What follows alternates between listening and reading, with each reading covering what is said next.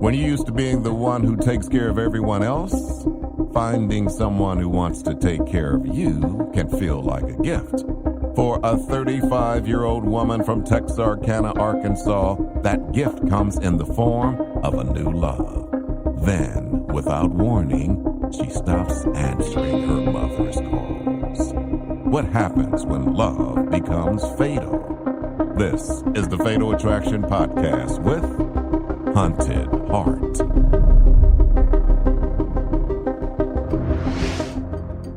March 7th, 2017. It's almost spring in Texarkana, Arkansas, a town of 30,000 that's just across the state line from its Texas twin.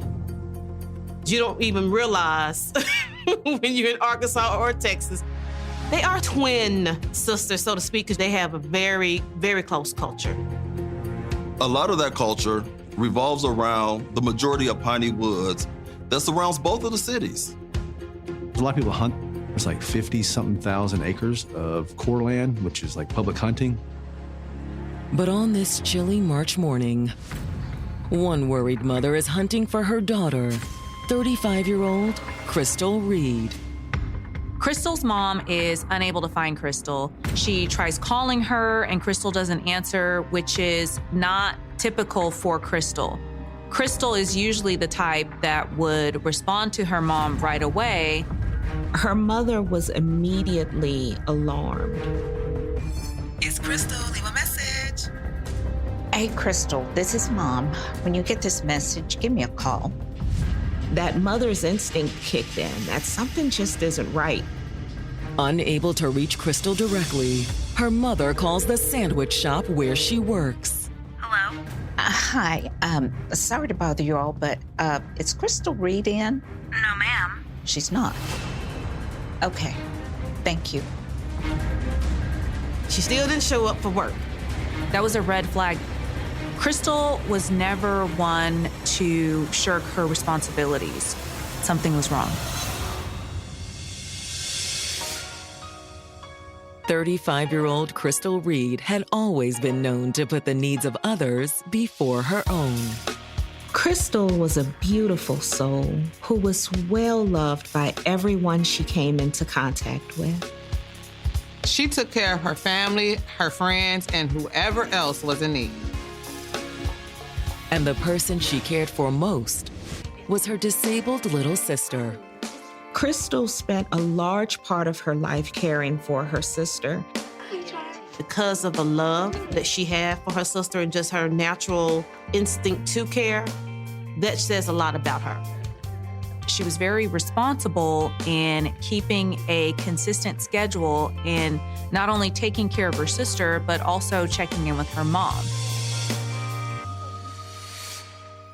But as Crystal got older, she finally decided it was time to do something for herself.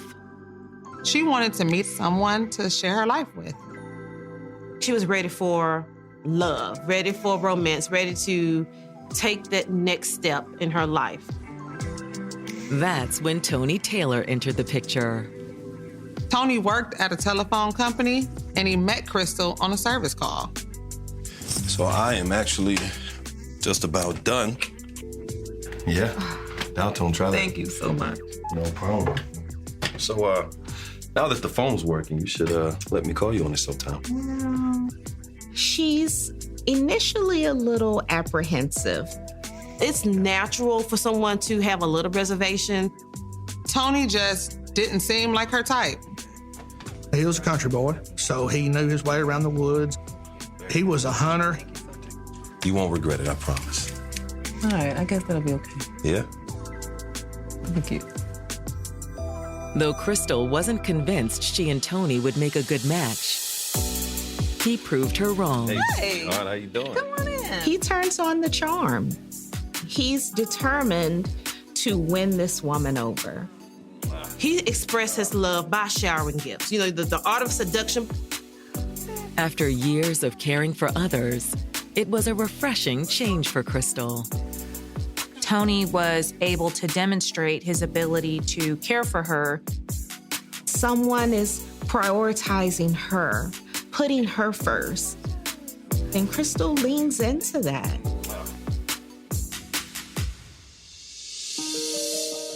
Soon they were all but inseparable. She moved into Tony's apartment. Crystal really loved Tony.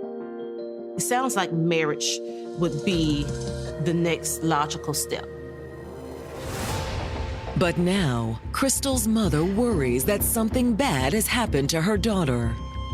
Crystal hasn't shown up to places she was supposed to be. She hasn't shown up for work. And she was not answering her phone.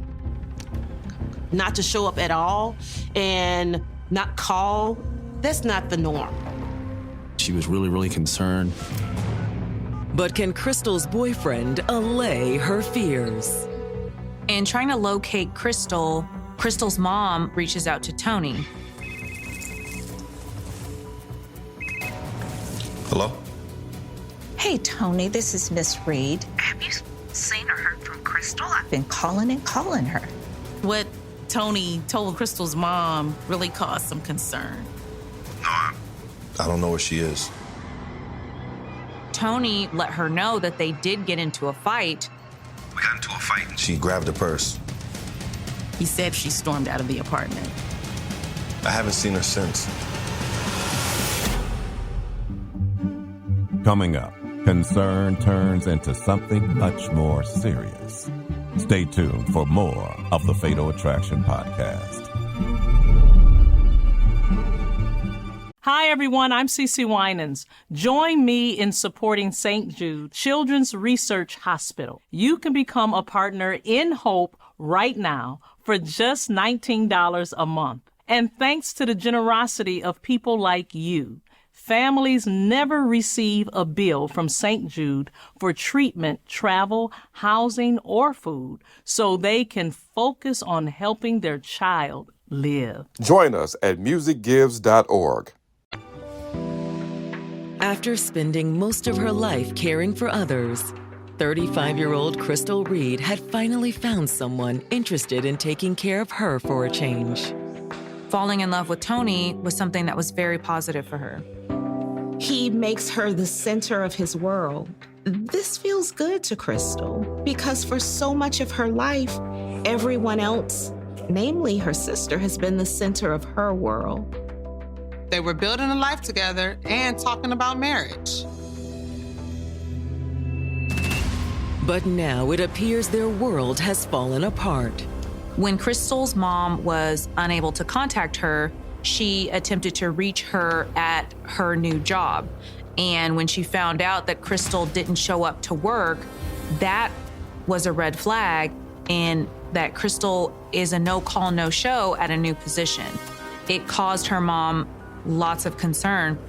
And when her mom contacts Tony, Hello? he says that Crystal stormed out of the house after an argument the night before. He hadn't seen or talked to her since then. She's not answering her phone? Tony is just as shocked as Crystal's mom was that she couldn't find Crystal. You haven't called her? I figured she was still mad at me. Depending on the relationship one has and the level of the argument, people can go and cool off. So it is natural, generally speaking, for people to take time out. But now that Crystal was not answering her phone, Tony didn't seem so sure. You think something happened to her? I don't know. In situations like this, individuals will start thinking of the worst possible outcomes. After she gets off the phone with Tony, Crystal's mom makes another call to the police. At this point, there's nothing left for Crystal's mom to do except for file a missing persons report. When was the last time you talked to her? Yesterday. Crystal's mom told the police how out of character it was for her to stay out of touch. And she also told them about the argument Crystal had the night before. But the response she gets from the police isn't what she hoped for. Tomorrow.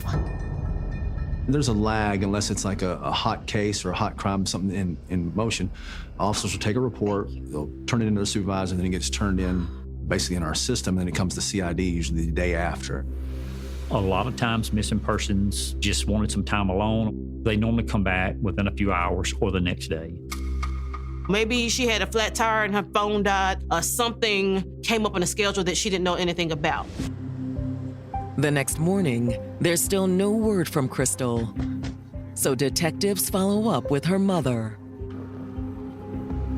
We started looking into what kind of person she was and where she might have been gone and what I'd gone to. We spent a little time with her mother. So her boyfriend hasn't heard from her? No, I talked to him this morning. I even called her job. Nobody's heard from her. It's been 2 days. Okay, thank you. After speaking with Crystal's mom, detectives pay a visit to the apartment Crystal shares with her boyfriend, Tony. Thank you for seeing us. He said he wanted to help. He was concerned for her, too. I can't believe this is happening, man. I mean, we really came across that did love Crystal. If you have an argument with your loved one of the first things you do after you cool off is try to reach out to them. You make a phone call or a text, trying to make an apology or see if they're going to apologize. I mean, I've been trying to call her and she's not answering. And Crystal had never called back. He seemed really worried at this point. However, the detectives can't take Tony entirely at his word. You mind if we take a look around? Yeah, sure. He was willing for them to search it. He's like, come on, I have nothing to hide. Tony was very helpful during the investigation. Walking through the apartment, the detectives don't spot anything unusual. Didn't find anything suspicious. Thanks a lot. Thanks for your time. Take care. After the walkthrough, the detectives speak to the couple's neighbors. They had knocked on a few doors and were eventually able to speak with the woman that lived directly below them. She told police she would hear Crystal and Tony arguing fairly often. What kind of arguments? The usual stuff. Anything ever get physical? No, not that I know of. She never heard anything that would alarm her that it was physically violent or that it could possibly be dangerous. This is kind of like their norm. They fight, they make up and break up. Which, let's be honest, wasn't all that unusual. The neighbor also says that she'd overheard Crystal and Tony arguing the night she disappeared. Which, of course, fits with what Tony had already told them. She told them they had a heated argument. Did you see her leave? No, but I think I know where she went. Oh, where's that? What their neighbor said next added an entirely new angle to the case. She says, I think that she has been having a love affair and it has been going on for some time. When we return, those seeking answers uncover an unexpected detail. Stay tuned for more of the Fatal Attraction Podcast.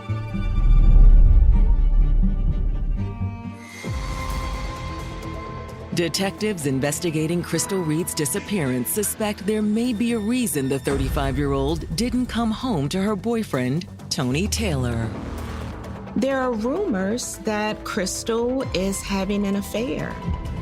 A neighbor told police officers that there was possibly another person in Crystal's life. Maybe this is where Crystal had run off to after she left Tony during that argument. Do you know the guy's name? Nah, I just heard rumors. Do you know where he lives? No. She had no information on any potential party that Crystal could have been speaking to or other place that she would have gone. It was the slimmest of leads. Hoping Crystal's family might know more, the detectives reach back out to her mother. When detectives received the tip of a possible second relationship, they have to investigate it. The police come back and they ask Crystal's mama, did you know if Crystal had an affair? An affair? Her mother was absolutely shocked by the question. Crystal's mother says that whatever the police heard has to be wrong. Mom was like, she seemed happy. She seemed joyful. She was enjoying her place in life. She had somebody she could depend on. Things were moving upward. Why would she have an affair? So she never said anything to you about seeing someone else? No, absolutely not. They had a very unique relationship. And even if she doesn't explicitly say it, I know my daughter, there would be some sign that maybe something else was going on outside of that. And there was no indications. However, Crystal's mother also admits that things weren't perfect between her daughter and Tony. For one, she didn't like the way he liked to go off into the woods alone. Tony was an avid hunter. We're talking about Texarkana. So, there are a lot of hunting grounds here. You have a lot of parks. And you like to hunt, you're going to hunt. That's his pastime. That's something that he is really good at. He has several hunting leases out in the woods of Texarkana. I personally thought it was pretty good for him to get away sometime. She assumed that they were a couple who occasionally has arguments, will also take time outs and recover, and then come back together and move forward in their relationship. So her mother doubted that Crystal had been having an affair. Was Crystal keeping secrets from her mother? Or was the alleged affair nothing more than a rumor? To find out, the detectives subpoena her phone records. Police officers conduct a thorough search into her call log to look and see if there was any evidence of Crystal communicating with anybody who she could have been having an affair with. They come up empty-handed. There's nothing in this call record, these details, to suggest anything. Her regular calls were all to her family and Tony. The police were unable to find any consistent communication with anyone else that would have alluded to the fact that Crystal might have been having an affair. When the detectives search through Crystal's text messages, they likewise fail to turn up any leads. They're baffled. In all of their digging, they aren't able to come up with a single shred of evidence that would suggest Crystal is seeing someone else. But just as the investigation appears to be stalling out, the detectives get another possible lead. We got a phone call from the Texarkana, Texas officer who had been called out to some suspicious stuff at the residence. Texas officers called and contacted us, says, hey, this may be connected to y'all's missing person. The officer on the phone mentions a familiar name, Tony Taylor. The people that lived at the house, they were friends with Tony Taylor. The husband had hunted with him on a hunting lease, and they said he came in the house on the 7th. Tony had never shown up unannounced before, and his friend didn't really know what to make of it. But his friend says that wasn't all that was strange. Hey, man. What's going on? Think I can use your washroom? Man, you're filthy. You mind washing up our back? I don't mind. Tony had mud on his pants from the knees down. He was filthy, wanted to clean up. You got bleach? He started cleaning his hands with bleach, which you know as well as I do, that's not really a common thing to wash your hands with is bleach unless, well, in my line of work, it's unless you're trying to hide something. Could this be the break detectives need to find Crystal? At that time, myself and Detective Hack, we went to this residence, which is right off Texas Boulevard, on Texarkana side of town. We were able to talk to the person that lived at the house. And so you thought he was acting suspicious? Well, not suspicious, just strange. Tony is usually the type of person who's making jokes and making light in a conversation, but Tony was behaving very oddly. He was quiet and very reserved. I didn't even know about Crystal. Good thing with social media now, they saw on Facebook that Crystal's mother had posted that she's missing and she was looking for her whereabouts and put two and two together and was able to call Texarkana, Texas Police Department. And his friend said, he acted funny. They thought it was weird. However, according to Tony's friend, asking to clean up wasn't the only odd thing he did. Tony asked this friend if he could leave some items at his house for a couple of days. What kind of items? Well, that's the part that really got me worried. Tony brought a muddy shovel to the house.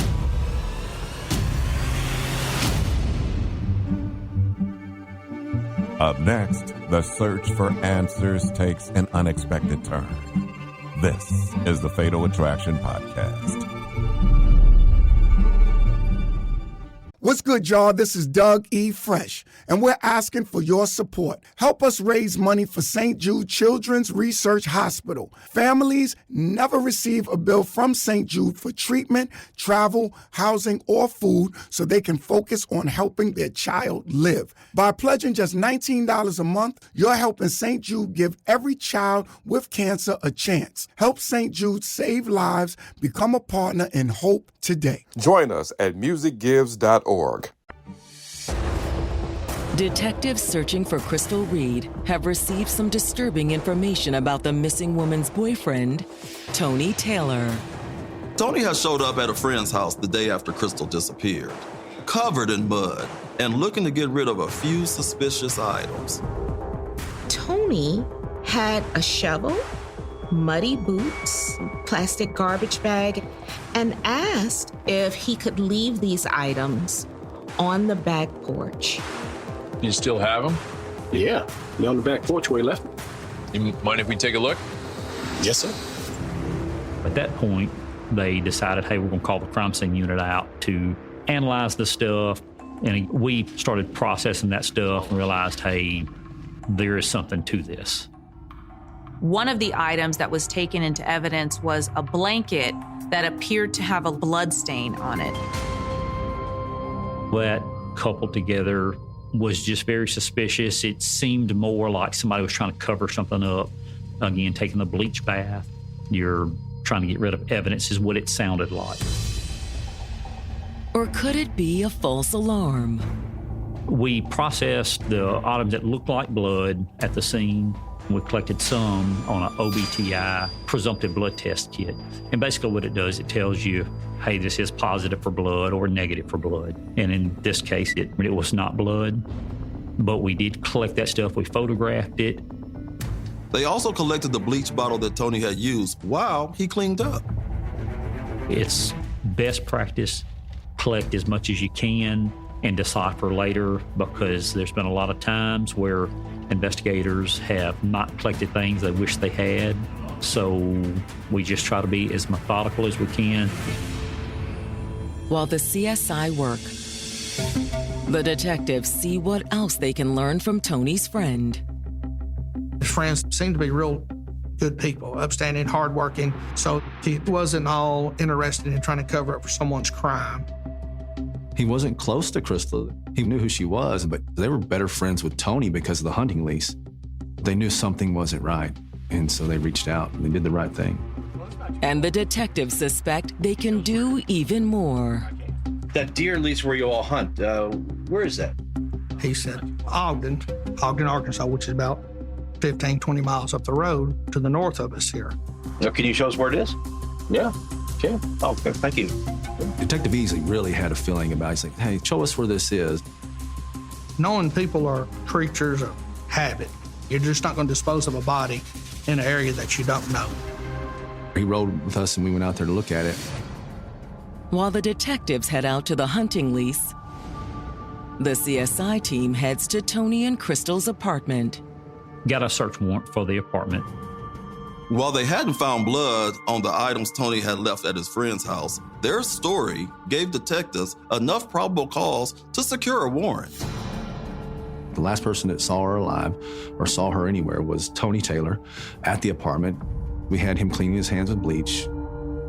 Tony isn't home, but the building manager lets the crime scene investigators into the apartment. We walk inside and immediately noticed it was pretty clean. Which is the same thing that detectives noticed in their brief walkthrough after Crystal's mother reported her missing. The earlier search had failed to find anything suspicious, but that doesn't deter the CSI investigators. They are doing a hardcore search. It's now more targeted. As CSI continues searching the apartment, the detectives and Tony's friend reach the hunting lease in Ogden. We get it coming by a big gravel pit. Look, you can see tracks. It looked like somebody stopped there, and you can see footprints. This is a very large area, so it's probably 40, to 80 acres. So we look around there, just, statistically, they're not going to carry a body very far. She was like 5'5", maybe 120, 130 pounds. She wasn't a large woman at all. She's fairly small, but it's dead weight. So me and Detective Hack, we made a circle about 100 yards, zigzagging, looking. We didn't see nothing that stood out to us. Detectives are back at square one. They really thought they were going to find Crystal's body. Well, so much for my hunch. Yeah, I think I better get the dogs out here. That's a good idea. We called our supervisor at the time and said, hey, we're probably going to need some cadaver dogs up here. But as it turned out, the supervisors had some welcome news for the detectives. The CSI team had found something. We're processing the apartment, taking photographs of it, and at one point when we're inside the apartment, one of our crime scene investigators, one of my partners, happened to move the couch. They find a big stain.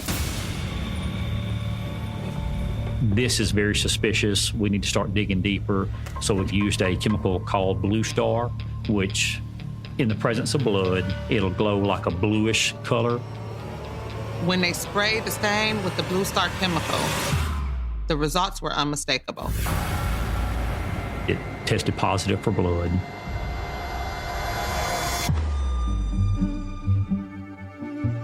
Stay tuned for more of the Fatal Attraction Podcast.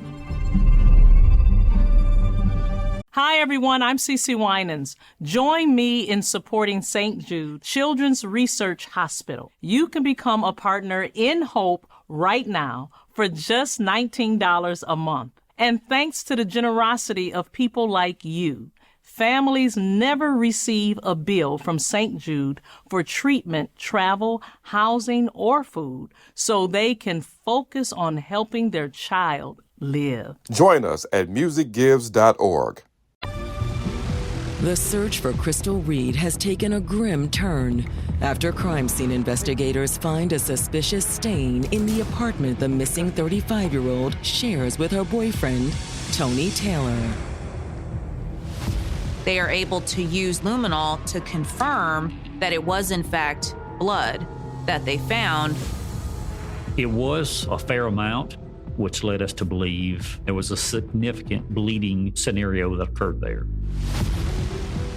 But that was only the beginning. Hey, let's keep looking. There's got to be more. We did notice while we were processing the scene a mop, and there appeared to be a blood stain on the handle. When they spray luminol on the mop handle, they're able to uncover blood on the mop handle as well. They were able to see that blood had been cleaned up throughout the apartment. The telltale traces of a cleanup isn't all the investigators find. We located several other items of evidentiary value, including credit cards, driver's license, stuff like that of Miss Reed. We knew something had happened to her. You're not going to leave with a lot of these items still at the house. At best, Crystal's in grave danger. At worst, which is looking like Crystal is indeed no longer in the land of the living. All but convinced they are dealing with a homicide, detectives issue a warrant for Tony Taylor. Based on the amount of evidence that the detectives were able to uncover, their next step was locating Tony. And it doesn't take long for the police to track him down at his ex-wife's house. He was brought down to the investigative division for an interview. He was pretty relaxed. He wasn't confrontational. And in the interrogation room, he sticks to his story. He maintains he doesn't know what happened to Crystal. When was the last time you saw Crystal? 11 o'clock. Not 11 o'clock, 11:30. And she had went out the door. He denied doing anything to Crystal. We didn't have no fight or nothing. Just argue? Yeah. This time, however, Tony reveals what they'd supposedly been arguing about. She been messing with that mess. Tony said he got upset with her because she was out doing drugs with some other guys in the apartment complex. And he told them that that's what they were fighting about. I mean, if you're trying to keep her off drugs, right, I imagine you're probably having to deal with her getting mad at you quite a bit, right? Right. It's the opening the detectives have been waiting for. We spent the first portion of our interview talking to him, just trying to build a rapport. You're just trying to keep her off this dope. You're trying to do what you can to keep her off the street. Once they've gained Tony's trust, the detectives apply a little pressure. We just need to know what happened in that apartment. And I know you can tell me, and I want you to tell me. And I want to tell you something. It's eating you up on the inside. You can't sleep, you can't eat. It's tearing you up. You feel like just nervous as hell. And you're going to continue to feel like that until you talk to us and tell us what happened, okay? Because you can't hold that, because if you was a bad person, it wouldn't bother you. You're not a bad person. It's bothering you. I can see it in your eyes it's bothering you. Tony begins to change his story. He started easing into and confessing. Tony begins by saying the argument that night started like most others. He was just irritated with her. Where the hell you been at? I went to buy cigarettes. You ain't buy no cigarettes, you lying. He got upset with her because he thought she was out doing drugs. But he says she was accusing him and you only wanted for sex. And then, according to Tony, things got out of hand. So, what happened? Did she attack you or? He said that she got a knife. He said he was been cleaning his fingernails with his pocket knife and had set it down. And then she attacked him with it. She tried to stab you? Tony says that a struggle ensued. And then at some point in time, the knife got turned around and she was stabbed. You stabbed her? Well, yeah, I whooped it around. Oh, when she had the knife and she tried to stab her? He told the detectives that he didn't mean to kill her. But that is what he'd done. Where did he stab her at? He didn't know. I got the main artery. The main artery, and she bled everywhere, didn't she? Tony said he had tried to stop the bleeding. It was too much? Then, once he realized Crystal was dead, Tony made a fateful decision. He went into survivor mode and started cleaning up. Tony confessed to the detectives that he disposed of Crystal's body. With Tony's confession secured, the detectives move on to their next goal, recovering Crystal's body. You don't want her out there. You don't want her where she's at? That's not right for her, you know that. So let us go get her, okay? The detectives really lean on the fact that they want Crystal's mom to have closure. And they continue to lean on Tony, trying to get him to do the right thing. We can take it back as would, Tony. I know you would, wouldn't you? You're not a bad person. You made a mistake. Trying to help her, you made a mistake. But we can't leave her out there in this weather. Sorry. Oh, well. We know you are. We know you're sorry. We know you didn't mean for this to happen. His telltale heart was getting to him. His conscience was getting to him. He told us, and I took her out in the woods and buried her. And now, there was only one more thing the detectives needed. Would you take us up there and show us?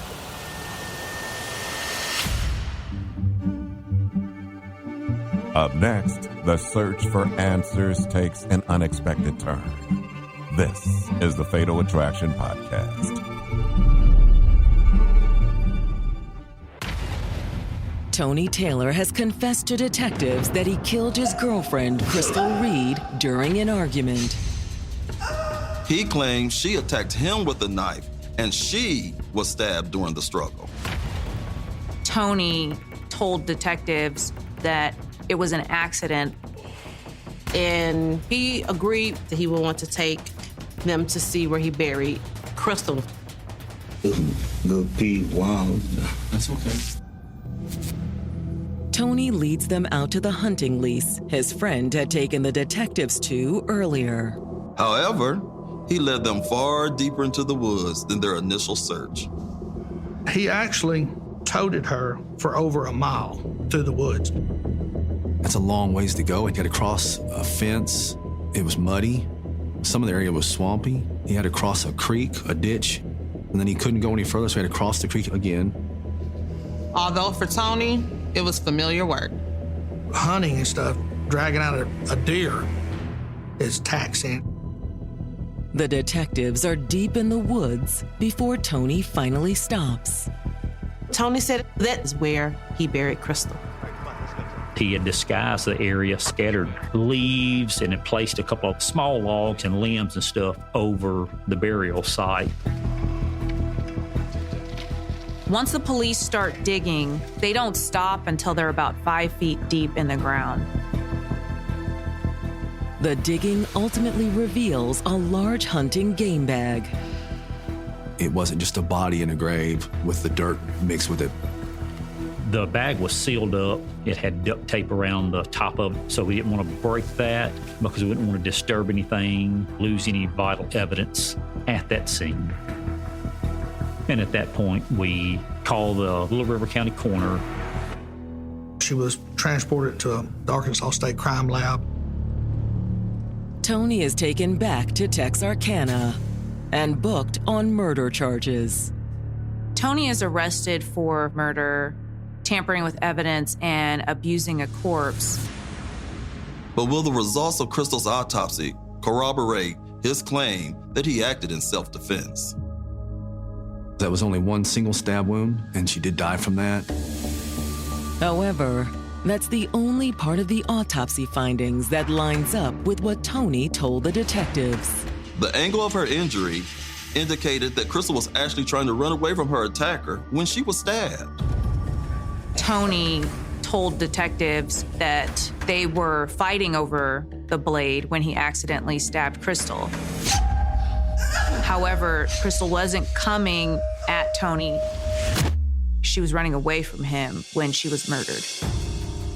Based on the autopsy, detectives believe Tony only told them a partial truth.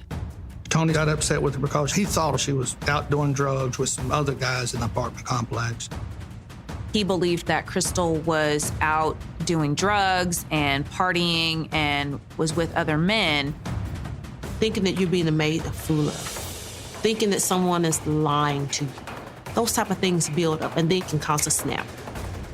Where the hell you been? I went to buy cigarettes. You lying. Why you always lying to me? Lying. And in that moment of anger, he'd lashed out. I don't believe it's true that she was attacking him with a knife and he took it from her and then she got stabbed. If that was the case, call 911, get her some assistance, and explain your side of the story. But he didn't do that. He let her die. Then, drawing on his experience as a hunter, he disposed of her body. He went and got a bag out of his truck. When you kill a deer, you don't want to put your deer inside your car because it's obviously going to stink and or have blood. And so he had a bag. Once Crystal's body was bagged up, he'd carefully cleaned the apartment. He was pretty meticulous on the disposal of the body, using bleach because he knew that it would get rid of the DNA. Then he'd driven out to the hunting lease and buried Crystal's body deep in the woods. Tony went to great lengths to try to dispose of Crystal. But along the way, Tony's plan had gone awry. On his way back to Texarkana, Crystal's mom calls and says, Tony, we need to meet up. So he well, I can't go meet her with all these dirty and bloody clothes and shovels and stuff in my truck. So he drops it off at his friend's residence. And when Tony's friends heard Crystal was missing, they called the police. Had they not reached out to us, we probably eventually would have gotten to Tony. It would have taken a long time. But Tony never stands trial for what he did to Crystal. He pled no contest, meaning that he's not admitting to doing it, but he's not saying that he's innocent. And with pleading no contest, The judge looked at the totality of the circumstances and sentenced him to life in prison. Although he ends up spending less than 5 years behind bars. Tony ultimately ends up dying from a heart attack while he was in prison. For Crystal's family, this is a bit of a cruel irony. He doesn't have to truly face his crime and his punishment. But they will be dealing with the aftermath of what Tony did for years to come. Crystal's family is left to grapple with putting their lives together after this loss, to grapple with trying to make sense of it. She was 35 years old. She had her whole life ahead of her. And then it was brutally taken from her. No parent should ever outlive their child. I have children myself, and I would hate to even imagine that. So when they say time heals all, I don't really know if it does. It might lessen the pain, but I do hope they can find some comfort knowing that she's at peace and maybe she's in a better place.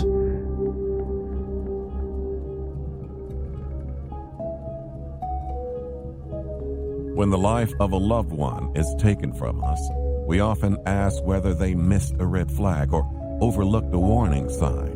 But what happens when the person responsible has spent years hiding their true nature, presenting a version of themselves that feels safe, loving, and familiar? The unsettling question isn't whether the signs were missed, it's whether there were any signs to see at all. Sometimes the most dangerous secrets aren't hidden from strangers, they're hidden by the people we trust most, with the truth emerging far too late. Though her life was taken far too soon, Crystal Reed's memory will live on in the hearts and minds of those who knew and loved her. He was a doting father who would do anything for his kids. He cared about his children. He protected his children. He enjoyed the responsibility of being a father. He loved those kids so much. Until a brutal attack leaves him on the brink of death. He was stabbed in the chest.